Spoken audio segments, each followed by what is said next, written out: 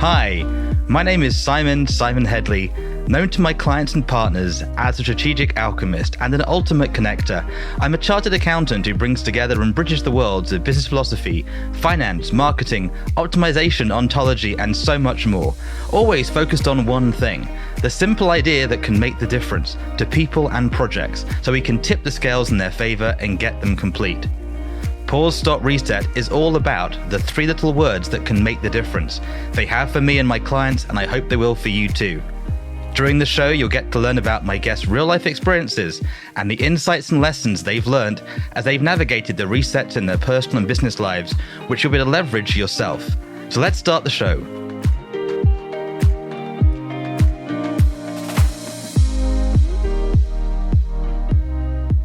Hello and welcome to today's episode of Pause, Stop, Reset.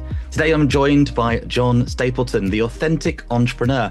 He is quite an extraordinary individual and done some really incredible things, especially in the food and beverage industry. In the UK, you may know him really well for the Covent Soup Company and Little Dish. He's done so much more beside mentoring entrepreneurs, investments, and many other things. I got to meet John last year and was really touched by his sort of humbleness and humanity, really. You wouldn't know who he was, and he's just a really good guy. So without further ado, John, welcome to Pause, Stop, Reset. Simon, good afternoon. Glad to be here. Thanks for inviting me. And it's a wonderful introduction. Fantastic. Hope I can live up to that billing. Well, fully meant. I met you at Ideas Fest last year and you're just a guy, right? We're all just humans. And then where I've got to know you in our sort of conversations and where I learn about you, you sort of have this authentic realness, which we'll get into. But I like to begin at the beginning. Some may not know you very well or what you're up to now. So who is John today and what are you focused on at the moment? Who am I today? Well, I'm 35 years into my career, so hopefully I've learned a few things along the way. I believe I have quite a lot actually, and I'm still learning. And the evolution is kind of, I call it an evolution. It means that I'm doing today what I really like to do, and I guess it's based on the platform of setting up three businesses in the food and drink space, which is what I did before. So New Covent Soup Company, company called Glencoe Foods based in the States, and then Little Dish. We can talk about that for sure. But basically, that was all about setting up brands based in the food and drink space. And I guess what I do these days is try to help small businesses to grow. And in doing so, leverage those experiences. So, try to make sure that other businesses don't make the same mistakes as we did, if you like. And we made lots of mistakes, and I can go into that a little bit more. And I guess to a certain extent, I'm poacher turned gamekeeper, because I set up those three businesses over the course of what would be 25 years, 10, 5, and 10 with the three businesses. Each time our intention was always to set up the business, grow it, and exit. Create a brand, create value, and sell it for shareholders' benefit. That was always the plan from the beginning of every single one of them, all three of them. These days, I sit on the other side of the table, and I'm more of an investor, if you like. All of the businesses I set up, by the way, we brought in institutional investors. So we had, back in the soup days, New Covent Garden, we didn't have angel investors, they were called something else. Well, we had individuals, of course. And then we also had other VCs and private equity along the way. And the same is true for the middle business, and the same is true for the third business. So these days, I help small businesses to grow, leverage the experiences of setting up my own businesses. So I'm all about leveraging the art of the entrepreneurial approach, and leveraging the art of the entrepreneur is probably a better way of putting it. And bringing the benefits of entrepreneurship to all those businesses. Now, if they're entrepreneurial businesses themselves, it's pretty straightforward, but also leveraging that approach of resilience and tenacity, and never say no, never give up, innovation, focus on consumer needs, all those sort of things that entrepreneurs have to do by definition, otherwise they're not entrepreneurs. Bring those to bear in other businesses. And more specifically, how I help businesses, I guess, is by being an advisor to the business or being a mentor to the entrepreneur. And it's only by doing both of those I figured out what the difference is, and there is a difference. Or investing, and I invest either as an angel investor, and I would typically invest in food and drink businesses because they're the areas that I know best. Or I would sit on a board then and provide value to that business. And there are a few businesses that I'm not in the food and drink space where I do that. And then the final bit is as mentioned, as an investor. And I invest as a angel investor, but also there are certain platforms that we got going. One is called Mission Ventures in the UK. Another is called the Reedsdale Food Fund, based in Ireland, which is actually a proper VC fund. And again, we invest in, funnily enough, early stage food and drink businesses. So that's the theme of all my time in the food industry. The first 25 years doing it myself, and the last, what would be since 2017, since we sold Little Dish, what's that, like 8, 9 years, doing it on behalf of other businesses and imparting value added and knowledge in the ways I've described. Hopefully that gives a flavor to what I do, what I have done. It does, and also sort of the enthusiasm you have for it right now.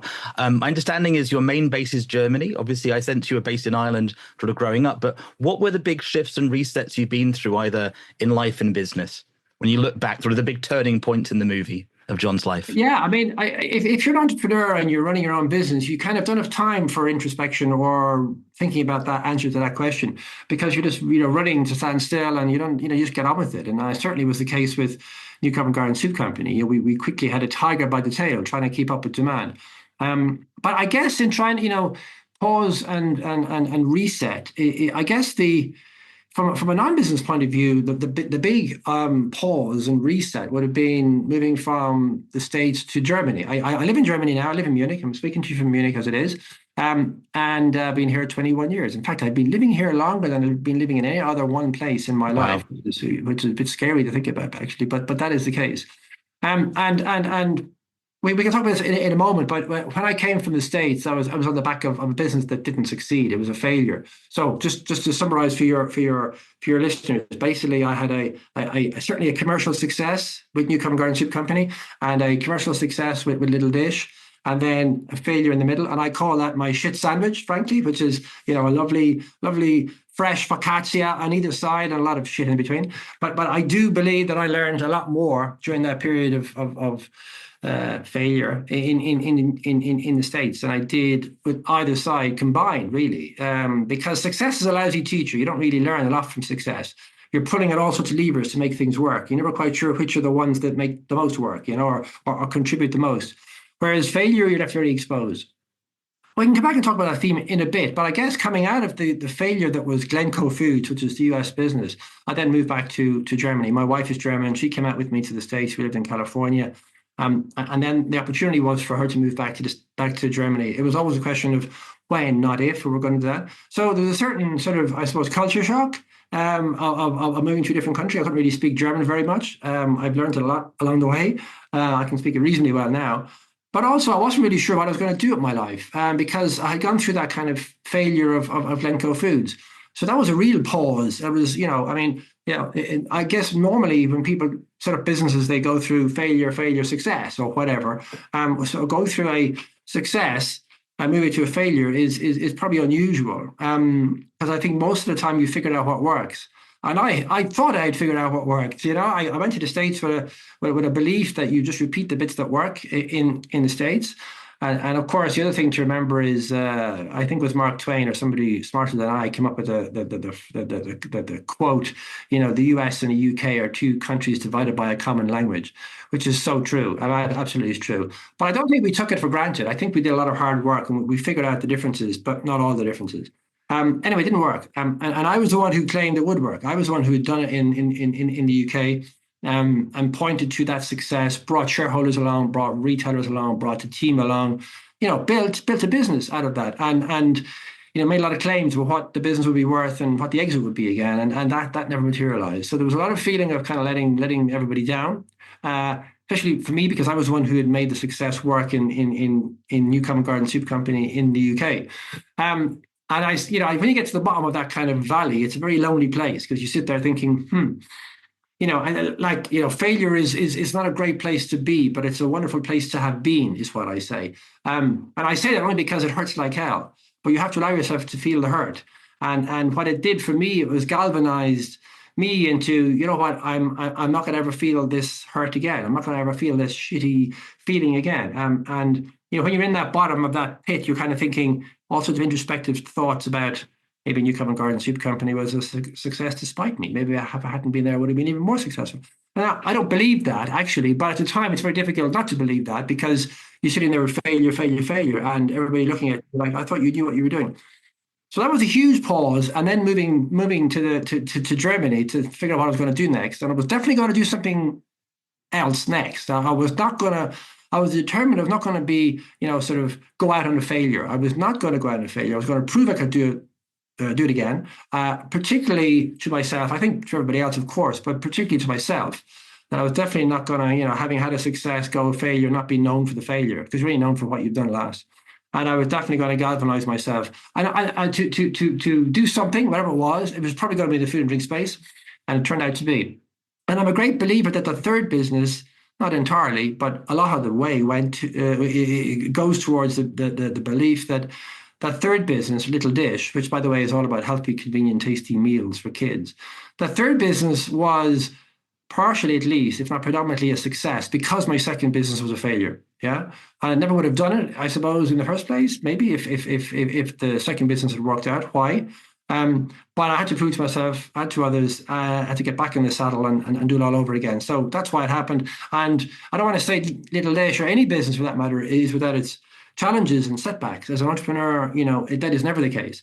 But it worked out. It worked out in the end. And I guess that was the pause and reset, which probably most significant for me was the moving from the US to Germany and then setting up a third business, which happened to be in London, by the way. It was a crazy thing to do, live in one country and set up business in another, but that's how it worked out for me.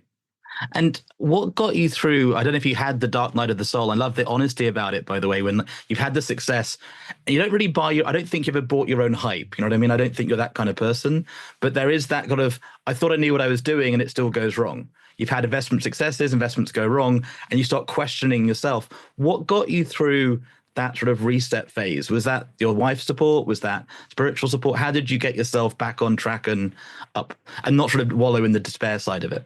Well, it's easy to wallow on the despair side of it. It really is. And we're all human. So, and I did for a while, I mean, don't get me wrong, because it is a period of introspection. You do think what went wrong and you go back over all decisions and you look backwards. But I think, and that's okay. I mean, it is okay to do that for a while. But you don't want your life to be determined by post-mortem of what went wrong. You need to get over that. And people talk a lot about, and I even mention it too, but I think people talk about it a lot of the time and don't know what it means. Resilience.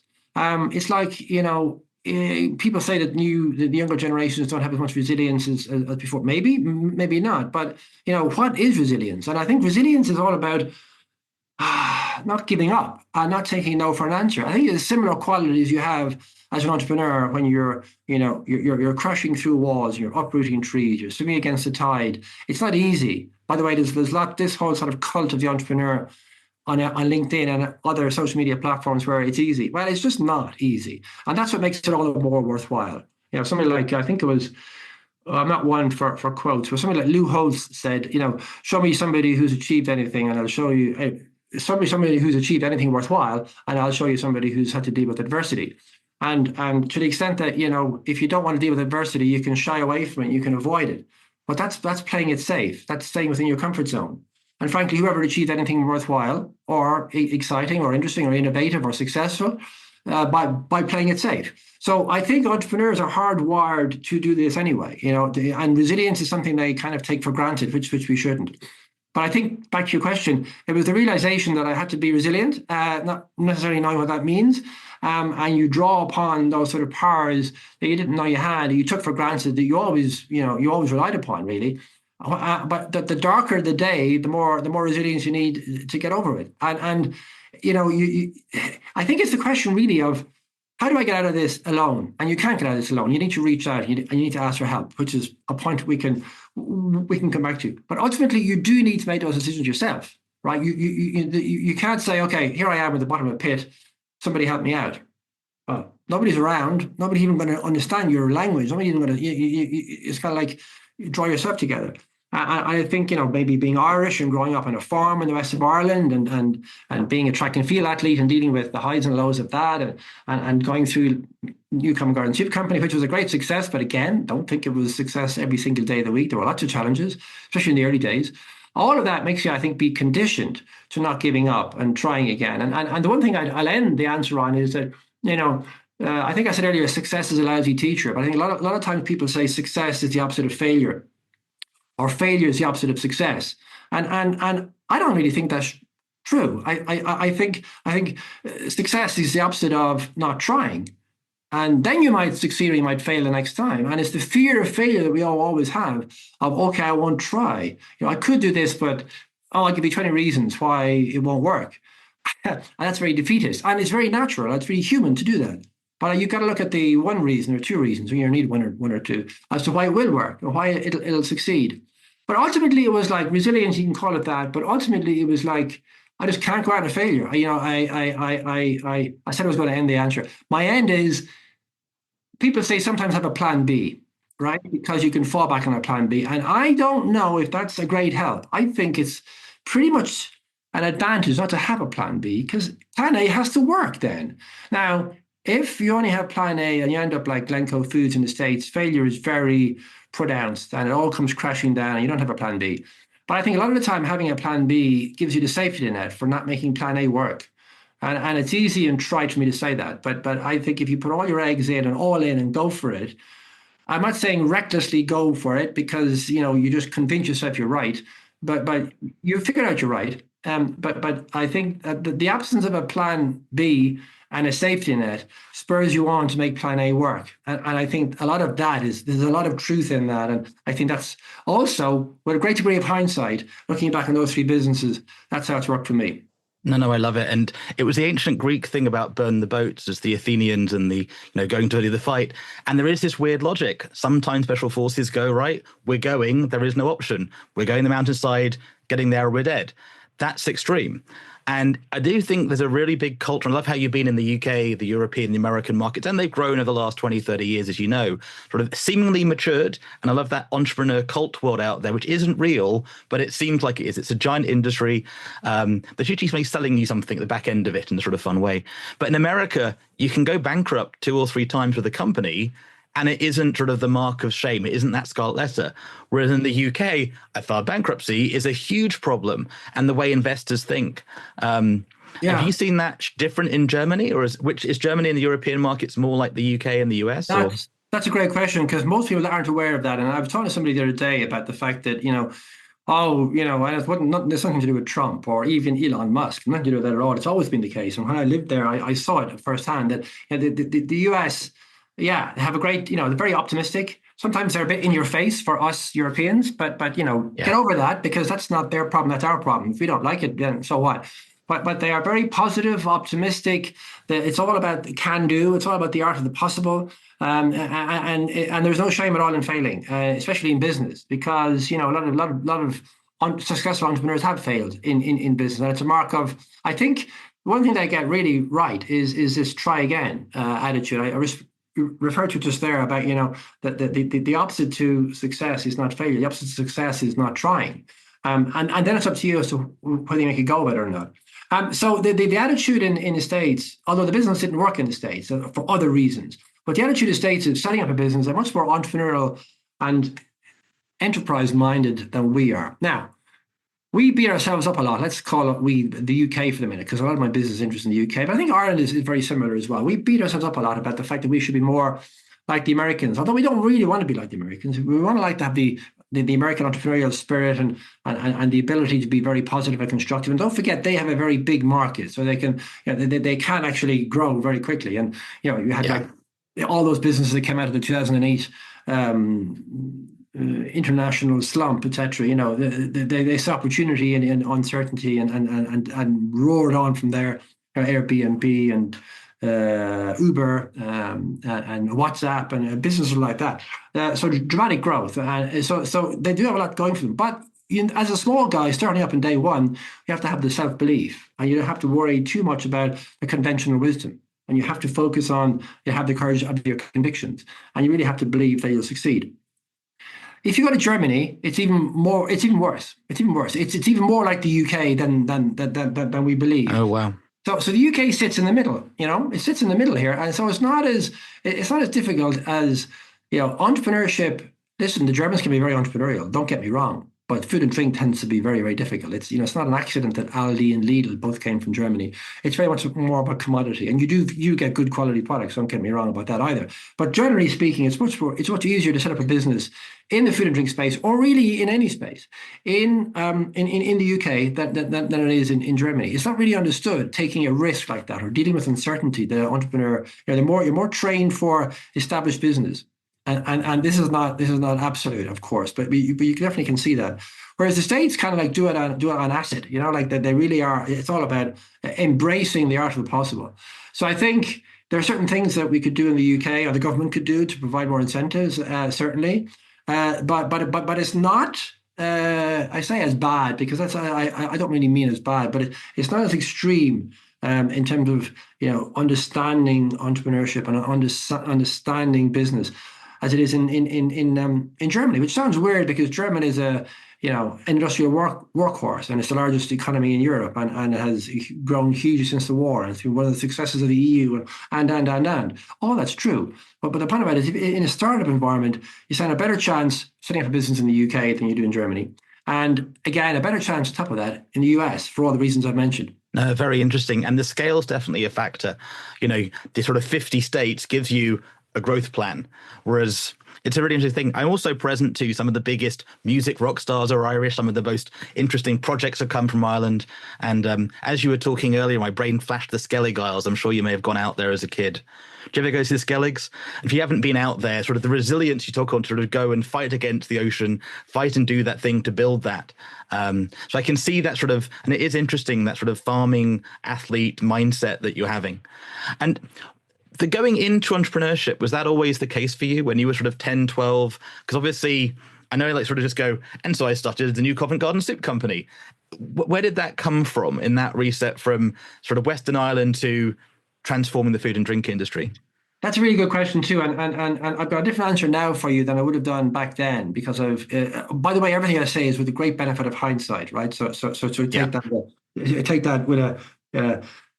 The reality that at the time you don't necessarily figure this out, but I would say two answers to that question. One is, as a little boy growing up in the west of Ireland, I didn't really know anything about entrepreneurship, and I couldn't even spell entrepreneur. Right? It wasn't even a thing. Yeah, my dad was a farmer, and my mom was a teacher, and they were very established, kind of normal, I suppose, accepted, respectable, even professions to have. Right? I wasn't a priest or I obviously or a doctor or a lawyer's son, but the point about it was that it was sort of normal stuff. And so I would say, first answer to your question is that no, nothing terribly entrepreneurial at all.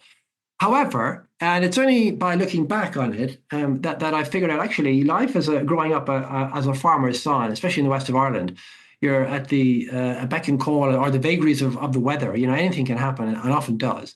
And plans you have are literally thrown out the window because you have to kind of put up with weather conditions or something happens. I remember actually, I'll tell you a little story. It's probably the one story I can think of when I was the youngest of all, or it's furthest back I can draw a memory from, where I was 6 years of age, and I was basically I was in a field next to the house. So I was very familiar with this field, and I used to go and play in this field on a regular basis. And there were calves running around, and it was it was a different world back then. But it was a big farm, and we could wander around, and we're left to our own devices a lot of the time, really. But I remember one particular day, my dad took me into this field on purpose, and he used to whistle a lot. He used to whistle when he walked around the farm. This day there was no whistling whatsoever. It was silent. It was really weird. And I mean, and also these calves, they were like, it was springtime. They were let out into the field, and they were used to like frolic about and run around for no particular reason, aimlessly just chasing each other, like sheep maybe, but even more funny. And there was no movement. So it was like a bit weird. I didn't really know what was going on. I was 6. And we walked further into this field, and I could see then what was happening. That all these calves were motionless. And they were motionless in a really horrific kind of way. They were lying, some of them on their back with their legs, sticking up like this. They were dead, and a lot of them were dead, and some of them were dying, which was really a very anxious kind of place to be. But as a 6-year-old, it was like, oh my God, what is going on here? And my dad obviously brought me into the field on purpose, and he could see the anguish on my face, and he tried to comfort me. And I said, I can remember, can you believe it? At 6 years of age, I can remember saying to my dad, I could smell the death in the air. It was one of those kind of really horrific scenes, a lot to take in. I said, all these cows are dead. Does that mean we're going to die too?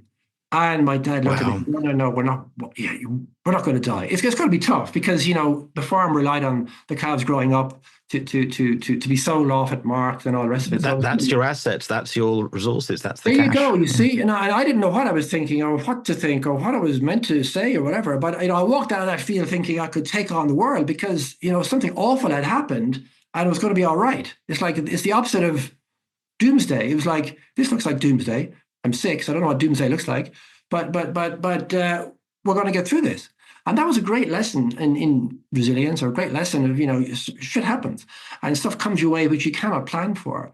And if that's not a lesson of entrepreneurship, then what is? And there are other things that happened, in terms of my track and field career where I got injured and I couldn't do certain things, and etc. And actually, I think all those little stories and little opportunities along the way to learn things way before I got into business were wonderful preparation actually for business, and even better for entrepreneurial type of business and startup. So to answer to your question, there's no obvious link to entrepreneurship.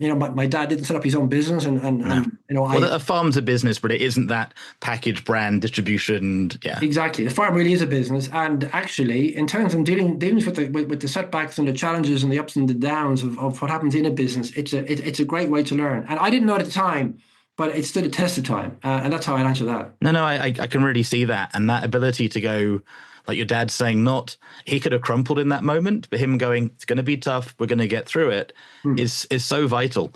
And you're very clear about it. There's always the unexpected, the sort of strange things that you have the best plans, the best teams, and then something happens you don't predict, at every size and scale. You've already touched on it, really, and I know obviously you have the hindsight that you're bringing to the conversation.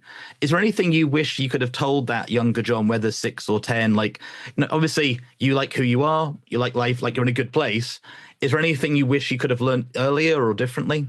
Yeah, I mean, people ask me this a lot. What would be the lesson to your younger self? And I guess the first thing I'd say is I might have lots of lessons to my younger self, but knowing my younger self, I'm not sure I would have listened to my older self. Very true. So that's like that's a starter for 10. I don't know.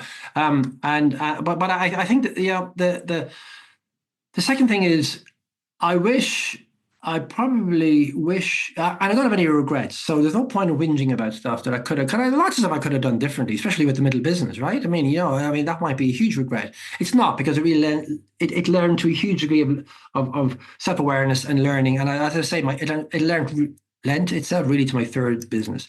So all the things happen for a reason. I guess my message to my younger self is, and there's a story here in terms of my attitude at the time, would have been to ask for help more. And I didn't. I give you an example of this. I did a lot of track and field when I was younger. I did a lot of, I was a triple jumper. And I went to school where we had wonderful track and field facilities. We also had really good football facilities. So I could have done football, Irish football. And I was pretty nifty at that. I could have been if I put my mind to it. But I decided that I would not go into football because it was a team sport, which is a terrible admission to make, right? Because everybody talks about, oh, you should have your kid, get involved in team sports, and rugby would have been great. It didn't play rugby in my school, for example. But I didn't on purpose, because I said I don't want to be carrying my teammates. I don't want to be the winner that has to lose because everybody else on the team loses. It's a terrible thing. I mean, when you think about this, oh my God, how much of an ego do you really have here? And I think, yeah, well, a lot, obviously. But the point about it was that I was determined to be counted on my own 2 feet, and I didn't want to be dragged down, and I wanted to do an individual sport. And if I lost, I lost because of my own fault. I didn't train hard, or I screwed up in some way, or I wasn't good enough, whatever it was. So I was very transparent.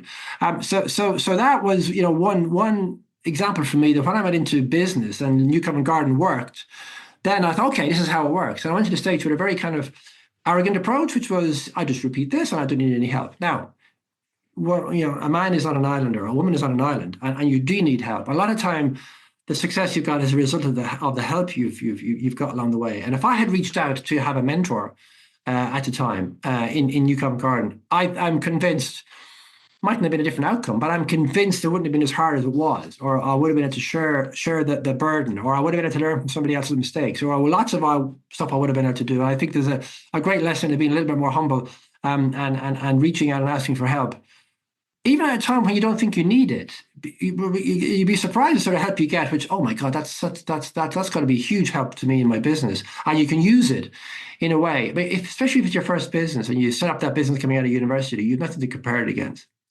And the other thing I'd say then is the point about authenticity, which you touched on earlier, is like the power of authenticity is really incredible. And you don't realize that. We take it for granted.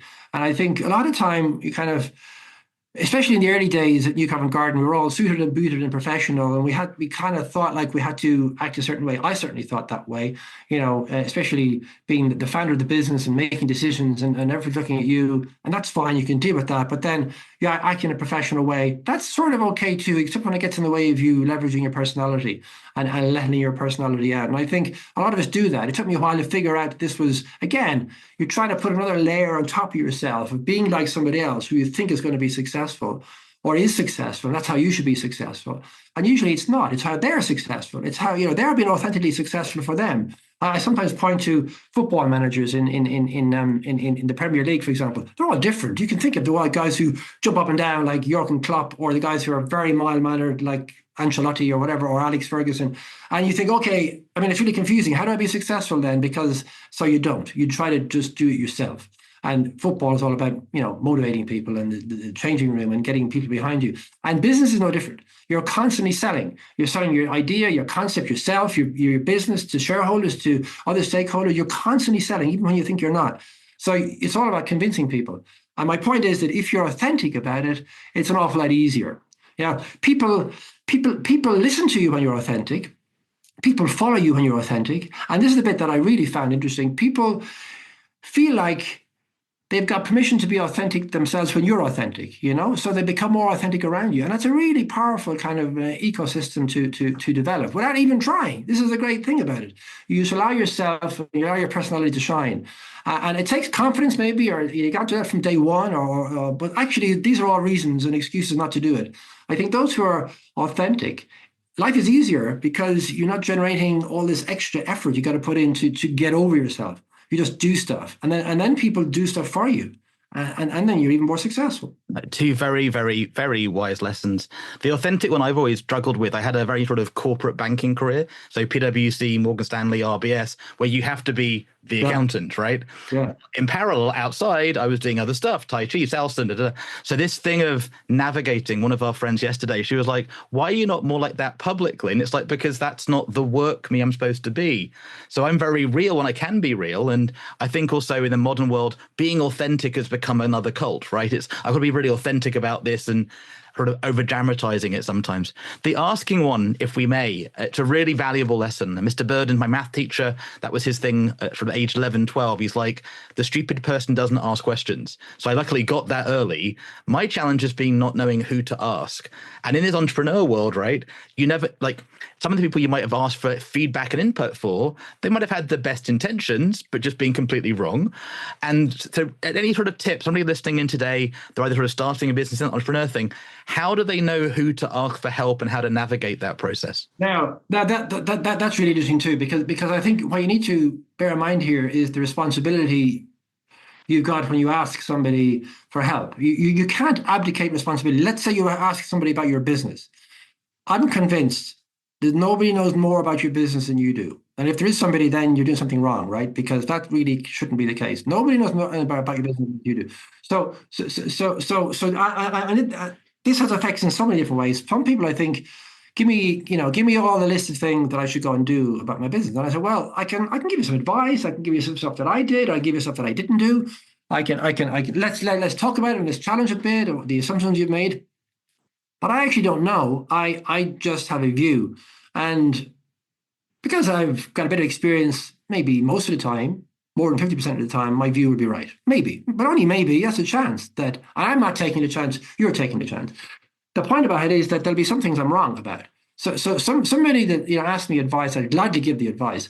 But you got to be then the judger of that word. You got to judge. You got to be hold that person's advice and judge it, be critical about it. And it's absolutely fine not to take the advice.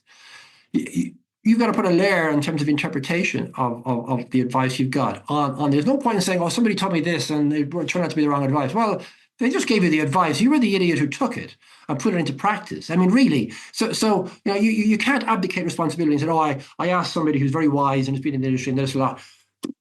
That's one of the reasons I really like when people push back when I give them advice on their business plan. For example, I remember one lady in particular, and she asked me to look at her business plan. And oh, crikey, I've asked this all the time. Do I have time? So I had a quick look at it. And I gave some advice. And she came back a couple of weeks later and said, well, listen, I've absorbed pretty much all of that stuff. And I said, really? And as I've done this, and here's a spreadsheet, and this is what it now looks like. Oh, okay. Actually, I was really impressed. And then I said this, and this. To which she said, yeah, no. And I go, what do you mean no? Yeah, well, that bit there makes no sense because, and she explained with very sensible justification as to why that suggestion I had was not going to work. And I'm thinking, crikey, this is somebody who really knows their business or has thought through the business and is not just going to accept everything I say, because who the hell am I to know everything is right? But she didn't just go no, like for no reason. She had a really logical reason why that actually was not going to work. And I'm going to do this instead. So thanks for your advice, but no. I thought, crikey, can I get involved in this business? Because this is an entrepreneur who you can value. And I think therefore asking for advice is great. Definitely. And just ask for advice. I don't think you need to worry about who you're asking the advice from. You can get all sorts of really good advice from the weirdest sources. But you're the one then who puts the judgment on whether you take the advice or adapt the advice or implement the advice or forget the advice. I love that. I love that, John. Really, really grounded, by the way. And many people, I think, we want to abdicate is that sort of startup entrepreneur, like, I've got a business coach, I've got this person's book says. And as soon as you hear that, it's like, okay, take a step back, no assumptions. And I'm sure you know the thing about hedge fund managers. No, tell me. Well, so day one, say year one, you've got 1,000 hedge fund managers. Year two, a certain percentage are done average, certain done great, certain done really bad. The bad ones go away. Repeat the process. After 5 years, you get about 10 with a really great track record. But actually the stats, it could be luck or judgment. It's a very fine line of when is it success, when is it failure, when it's just playing the game, and a lot of the sort of traders, they're really gambling, but they nobody gets enough of the whole history. I've sold some domains and had a great return, and I've had some domains that have got nothing at all. The same with web marketing projects. And it is that sort of statistical assumptions. And I think my personal thing, John, and I think you'll hopefully get this, I call Strategic Alchemy, the really good stuff isn't the probabilities. Your wife isn't the same as everybody else. So yes, you can go ask girls for a coffee or, hello, do you want to try my food product? But that feedback isn't the whole answer. And those real success stories, they don't come from that sort of average morass of it should kind of work. That's my sense. You touched on earlier about the mentoring, advising being different bits for you. Maybe you could just touch on that for a second. Yeah, I didn't know at the time because, I spent those 25 years doing my own businesses, setting them up and getting on with it. So I wasn't, there is definitely a switch when you're becoming less of a doer and more of the advisor and more of the, providing direction. And you have to get out of the way of doing, you have to get out of the way of the people who are doing the doing. Otherwise, you're getting in their way and you're trying to do stuff. You can't do stuff as an advisor. You very much got to be, find ways to convince people to do things or challenge them in a way that they then figure it out. Or it's some other combination. It's certainly not getting out of the way and doing it, which is what I did for 25 years. So that took a period of adjustment. And then I said, okay, I'm just going to advise people. And then I realized the next period of adjustment was advising the business is much different from mentoring the entrepreneur, because sometimes I get stuck in and I think, okay, I don't want to say the problem is the entrepreneur here, but let's say the problem is the entrepreneur here, right? And so how do I help the entrepreneur? And in early stage, the entrepreneur is very dominant because there's only one of them or two of them, or they're doing everything, and it's not pre-revenue, but it's very early stage. And like your own business, you get to do everything, and you can quite easily, by the way, with justification, look back over the last, let's say, 18 months and say, I've got here, this is sound really arrogant, I've got here because of everything that I've done in the last 18 months. It might be arrogant, but it's true because nobody else has been around. You've spent the last 18 months doing things people told you weren't going to work. Like New Covent Garden Soup Company, they told us it wasn't going to work, it was going to kill somebody, the carton is a stupid idea, 20 things we were told. And we thought, no, let me give you lots of reasons why. I'll show you, kind of thing. And it was a bit of a red rag to a bull. I'll show you. So you do have to have a bit of an ego as an entrepreneur. And you do have to stand up and be counted. And you do have to say, yes when everybody's telling you no, and it is going to work despite all these experts telling you why they think it's not going to work. So you look back over the 18 months or whatever the period of time is, I don't know, 2 years, and you say, with justification that I am here only because of me. The big mistake that a lot of entrepreneurs make is, and it's going to carry on for the next 2 years, and I'm going to be the one who's going to do everything for the next 2 years. Now, you might get away with it for another 6 months or whatever the period is. The point about it is you can't go forever only being you, because you're limiting the growth of your business to your potential. There's only 24 hours in a day. You're not great at everything anyway. And you need to get to a point where you're doing less and directing people more. And a lot of entrepreneurs make this error. And I sort of get it, because I made that error myself a bit. And, looking back with hindsight, it didn't get to be terminal, that error at New Covent Garden, because, we managed to figure it out in time. And we grew so quickly, we just needed to have a team and we needed to delegate. We couldn't just carry on. It would be madness.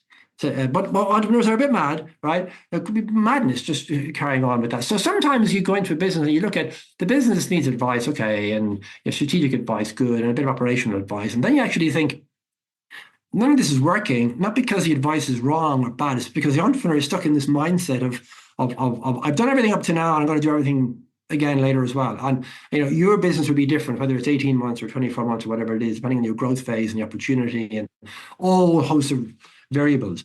So that's when you got to kind of take the entrepreneur to one side and go, hang on, matey. I know what you're thinking, but it's wrong. And find some way, and chemistry is so important, find some way to get them to listen and step back a bit and bring somebody in onto the team and go, heavens above, delegate and give some responsibility to somebody else to make decisions and not look over their shoulders. And it goes on and on and on. And I think that's, the difference between advising a business and mentoring an entrepreneur. But you kind of step back. Now you can step back in again, having stepped out for a period of time, mentor the entrepreneur and think, okay, the entrepreneur's got it now. And with maybe help or maybe with somebody else. And that's why a co-founder is great, or somebody else they can bring into the business is actually much better at them than it's usually finance. So they're a really shit-hot finance person, but actually they can work really closely with the CEO who isn't a finance person, and together they can make really good decisions. And together the CEO ultimately gets more relaxed about making decisions and relinquishes responsibility. And then it kind of kicks on again. You find, wow, now we've got to get back to advising the business because we've unlocked that problem, which ultimately was the entrepreneur. So the strength of an entrepreneur to get there is a weakness to go any further. And I think it's just a question of recognizing that. And I guess I recognize that because I've been there so many times. No, a very, very, very good distinction. And it is that touch of you get to here and then to carry on requires a different skill set. I used to love the early startup stage. And that's very different from scaling for 5-10 years to 100 countries. Different skill set, different requirements. Yeah. For me, I know that I've got a lot of value from reading books and movies, either ideas or inspirations or just resetting over an evening. Are there any books and movies that you've turned to or you recommend to your clients? I used to answer that question, which is really short, because I never had any time when I was setting up my own businesses to say, I haven't read a book in years. And it's true. I spent all those 25 years just doing, running. And I felt that's what you had to do. And I guess part of it is true, but actually the overall picture is probably not the case. But since Selling Little Dish, which was 2017, those, whatever it is now, 8 years, has allowed me the opportunity to read some more books. And I'm not saying, I would never say, read this book and it'll change your life, or this is the book for you, because I don't really know what the book for you is. But I only know what the book for me is. And there's two books, actually. I'm going to give you double value on this particular question, Simon, is I've been reading Jordan Peterson recently. I've come to Jordan Peterson late in the day. He's very famous. Everybody knows who Jordan Peterson is out there, and he has his own channel and all the rest of it. And some people, he thinks, some people don't like him, which is great, because I think that sets up dialogue and controversy, and he's no stranger to controversy in his approach. And some people think he's right wing, and he's actually not. when you look at it, it serves his purpose to be controversial and appear to be right wing because he sells loads of shit because of it, I guess. But actually, and he says some controversial stuff, especially about diversity and inclusion, which you think, I'm not sure if I agree with that. But I don't know if there's anybody I agree with wholeheartedly anyway, especially politicians. You think, well, that bit I'm uneasy about, the rest I'm okay with. So Jordan Peterson, I think, is a good guy to and he's written a few books, and the one book I've got as far as the second or third book is the 12 Rules of Life, or the 10 Rules of Life, whatever he's written, and it just comes down to common sense. He's one of the people who's not afraid, and you got to be careful because people like Trump talk about common sense too, so you got to take that really, really, you got to be careful when you say that. But he comes back to common sense every time, and the belief that sense isn't all that common anymore. And we've lost run of ourselves. And I think come back to one step at a time. And it's not necessarily values, it's sort of in a way, but 12 rules for your life, smacks like values. And you don't have to adopt them, you don't have to agree with them. And some of them, if you don't agree with, you great, make up your own rule or point out why he's wrong. And there's a great benefit in that, I think. And the other one is, I think everybody will know this, Malcolm Gladwell's this tipping point. And I think, you asked me earlier about pause, reset. I think, life, you go through some interesting sort of meanders and reappraisals of your life. And some can be really dramatic tipping points, like the business in the States didn't work and then moving to Germany. That's a big tipping point. It's got to be, can't ignore that. But lots of little ones as well along the way, and they kind of add up. And I think Gladwell's book talks about that in terms of the tipping points along the way and how we can be so busy a lot of the time we don't recognize them, we don't give them credit for what they bring in the business. So for me, they're not self-help books, they're not business books, they're not novels, but in the context of your question, I found bits of them really interesting and useful. Other bits, forget it, move on, read the next chapter, and for me that's fine. That's what the book's about. Well, again, this is the authentic side of the conversation we're having, right? It isn't follow the Bible of XYZ, it's take and dip in. I forget the guy who said it. Like, the idea wasn't to have a library to read all the books. It was to go and take inspiration when you need to, and to get that and that sort of clarity of thinking and common sense that's so rare, especially in entrepreneurship today, where it is sort of fantasy and rah-rah events sort of to build up. I don't know if you've seen the news about Neom and the big stuff out in the desert there. No, tell me more. What's happened? Let's just say it isn't all a positive story at this point. So, I think one of the estimates was like trillions of dollars to complete the project. Now, if it finishes and it's a great success, everybody's great. But there is that bit of like the common sense when, why are you doing this? And sometimes like the Channel Tunnel was a 100-year business plan, right? It wasn't a good idea, but it was a good idea. And how do you navigate these things? So this real theme I hear, John, from you is have that sort of inner counsel, take advice, process it, and then make your own choices, and then be with that and sort of navigate the life on that comes from that. Is that correct? Yeah, no, it probably is. That's a nice way of putting it. And I've been talking to some people about, and I would have never have contemplated doing this a couple of years ago, but maybe putting together like an academy of videos of courses, advice, whatever it is, but something that would break this down a little bit. And I'm kind of thinking, okay, so what does that look like? Yeah, and I think the world is full of this at the moment. People giving advice.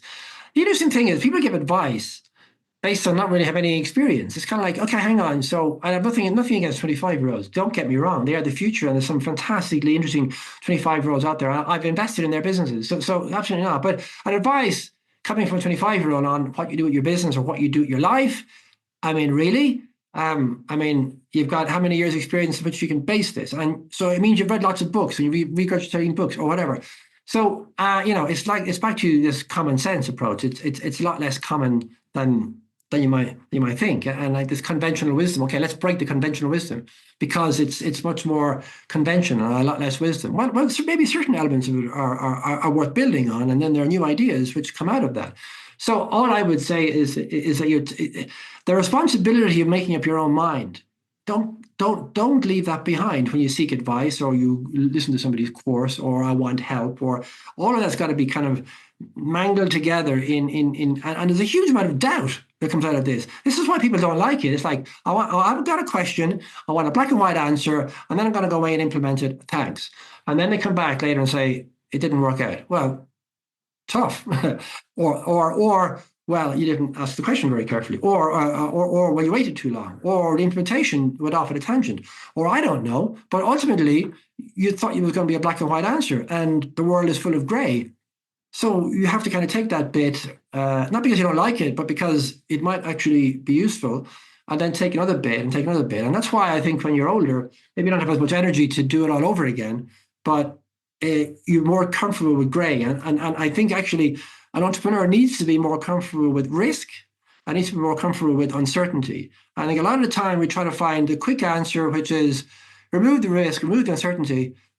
But the world isn't like that, by all means recognize the risk, and by all means find ways to mitigate the risk, and by all means be comfortable with uncertainty.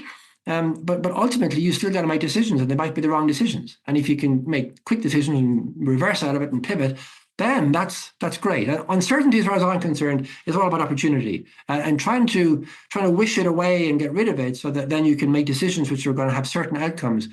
We don't live in a world like that.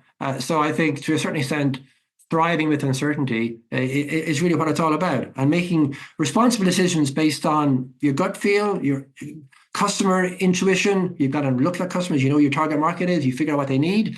Asking people, discounting it, asking more people, going, a bit of that's right, I think. That's what entrepreneurship ultimately is about. And you can't replace it with AI. You can't replace it with a black and white answer. You can't replace it with anything that's going to guarantee you an outcome. Because the one thing I can guarantee you is no guarantees exist. I love that. I know we have to wrap up in a few minutes. I've got one question that's sort of not a normal question I asked, but I think might be interesting that your take on it, which is this question of being thick-skinned in business, or business being personal. I know some people I know, successful people, they're like, there is no emotion in business. It's purely business. And others are like, no, it's all emotion. If I don't like the person, I'm not working with them. And there's sort of that scale. I'm guessing there may be, both are right and neither. I'm just curious for you in your travels, where you see that sort of the personal, the thick-skinned fits into the business world. It's an interesting kind of conflict there. Just to touch on the bit about emotion for a minute. I think emotion is really dangerous. And I think when people go, oh, really? But you need emotion, don't you? Well, actually, I think you need passion in a business, in decision making and implementation. And you need to just, not accept the conventional wisdom. And you need to be passionate about implementing an alternative. And you need to be pretty clear that you know what you're doing, even though you might not think you know what you're doing. You're 60% there, which is as good as you're ever going to get. And then you work on that and figure out the other 40% as you work through it. I think it's more to do with passion of implementation than emotion. So I'm not quite sure what role emotion plays, other than emotion. I think unbridled emotion can sometimes destroy a business, destroy an opportunity, and destroy wealth, because you make an emotional reaction. Whereas passion, you figured it out and you're implementing with passion. And like I said before, you're always selling. You're always talking about your business, even when you're not talking about your business. Thick-skinned and thin-skinned is a kind of an extension of that. It's kind of like people in New Covent Garden Soup Company, like I said, they told us 20 different things and 20 different reasons why I was going to fail.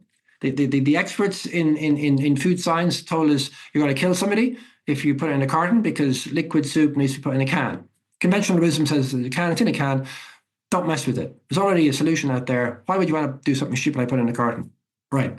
Where do you start with to answer that question? Then they said, putting in a carton in the first place is really stupid idea. The consumer won't understand it.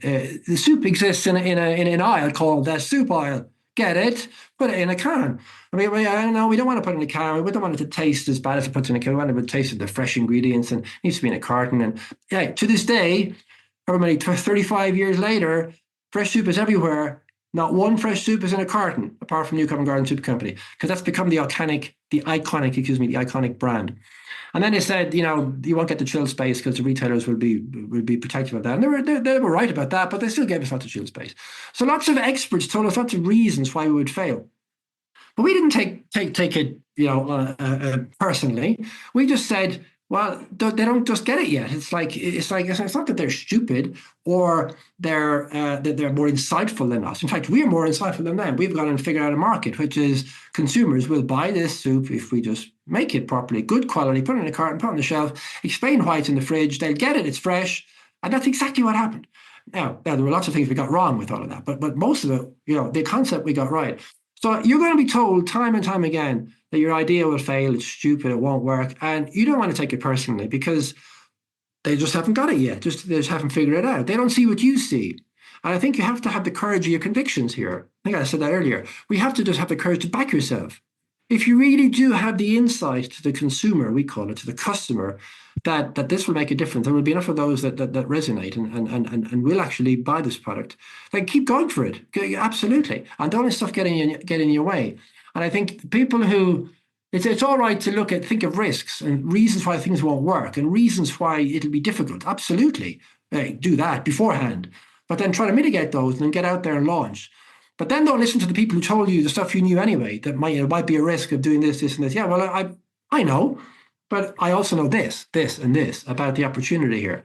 And I think passionately drive forward and bring people with you and sell your idea and get everybody else as passionate about your new idea, if it's an entrepreneurial idea. But even in other walks of life, in business generally, don't take it personally, because people don't probably mean it personally. And those who do mean it personally, fuck them. Quite frankly, I mean, just let it. I mean, what's their agenda? They're out to get you because they don't have the courage to do what you've done, and they would have done it if you spend forever trying to figure out the logic. Don't surround yourself with people like that. And those who think you're making a mistake, they haven't got it yet. They haven't figured it out, and put all your energies into proving that you're right. Now, that's so easy to say and so difficult to do when you're surrounded by people telling you you're wrong. But I think passion comes through. I think resilience comes through. I think customer insight comes through. And you don't need to be that emotional. I think you just need to be passionate about what you do. And if you do all of that, then you are thick-skinned, because you are swimming against the tide and everybody else is coming the other way, and you're going, I know where I'm going, despite you guys going the opposite way. It's a very lonely place, and there are lots of points where you begin to doubt yourself. I'm not saying it's easy, but I think that's the essence of being an entrepreneur, of doing something in business that's different. And I think that I'm not a self-help guru by any means, but I think there's lots of decisions in life, nothing to do with business at all, that are based on the same premise. I love it, John. I know we have to wrap up. It's been an absolute pleasure, as I sort of said at the start, getting to know you a bit better. The more I do that, the more I sort of see this. There's sort of I wish you were a self-help guru, by the way, because this is sort of the common sense. For me, it was Northern wisdom, sort of the Irish. A lot of my favorite beach in the world, John, is Inch Beach, right? So I've been there in the sunshine and the rain, and there's a reality to reality. Be there with your neoprene suit on you, because you can't survive Inch Beach any time of the year, because the weather's always rubbish, right? Well, it varies, right? Interesting. But I really want to thank you today. If someone wants to learn more about you, connect with you more, what's the best way for them to do that? Oh, connect with me, crikey. I mean, the easiest way, just jump on LinkedIn and get hold of me, or on my website, it's www.johnstapleton.eu. There's probably a link there, but it'll probably take you back to LinkedIn. The easiest way to get hold of me without there's no point giving out an email address. Just go and DM me. Yeah, there's loads of stuff there which talks about what I do, which we haven't had a chance to get into today, but it's all on the same theme, really. And I talk a lot about power of authenticity. I talk about thriving with uncertainty. I talk about embracing adversity and learning from failure. And those sort of things are themes that have come through the last 35 years of my life. And I don't have answers to everything, but I've sometimes hopefully got a process by which you can get to the answer, or get to an answer, which will help you along the way. And if you have questions about the food industry, or if you have questions about me, or if you have questions about something else that interests you, get me on LinkedIn. I might not get back to you tomorrow, but I'll get back to you. No, and as I said, it's been a real pleasure. And I think those themes you mentioned are so vital, especially the thriving in uncertainty. We're in a very interesting time. AI technology, which seemingly is new, but has been building for decades. The world is changing, and there is going to be big shifts. But we know that, and hopefully we can find ways to thrive. So your academy, whatever you look to do or help with that, I think would be a really good thing. My goal's always been, if we could get the kids at 10, 12, 13, leaving school by 18 with some level of the basics handled, be a different game. But it is one day at a time, right? And who knows what comes next. So see you next time, John. Absolute pleasure. Bye for now. Thanks a lot, Simon. Once again, I'm Simon Hedley. Thank you for listening to this episode of Pause, Stop, Reset, which is brought to you by the team at simonx.com and published by thesimpleidea.com. So you get maximum value, and to access all the bonuses and gifts, make sure to head to pause.reset.com, register and explore the portal. And if you're looking for great people, check out onesmartnetwork.com. If you've enjoyed the show, do give us a positive review, subscribe, and share this episode with friends. I can't wait to share our next episode with you. Till then, remember, you can always choose to pause, stop, reset.